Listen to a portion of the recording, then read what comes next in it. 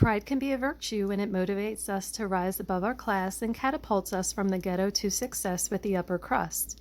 Here in America, we are encouraged to be all we can be, which helps to push us toward perfection and limitless potential.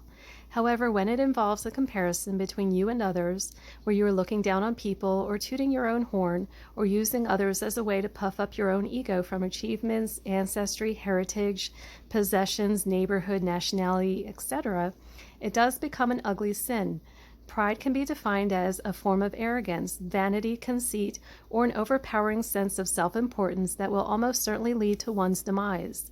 It is an insult to God, a crusher of souls, a destroyer of men, and a blight upon society when people deny the power and work of the Creator and take credit for or give themselves the glory without any recognition or acknowledgement of where one's blessings and gifts originate.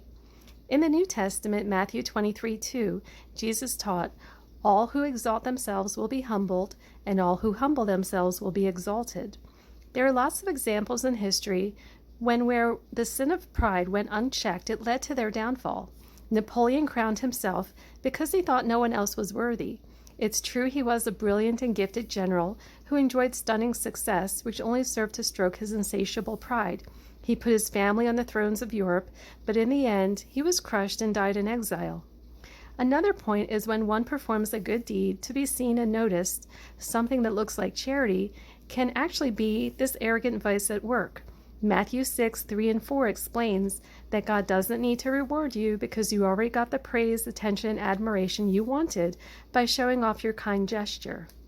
Pride will push God to the margins of a person's life, delay blessings, and potentially lead to other forms of sin or wrongdoing, like bullying, rudeness, impatience, intolerance, disrespect.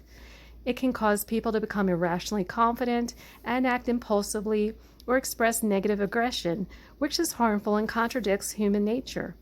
The only way to counter and correct course is by adopting the heavenly virtues of humility, piety, and modesty, and to work on your psychology to figure out the underlying deep-rooted insecurity you are trying to compensate for. When healing takes place and you turn over a new leaf, heaven rejoices.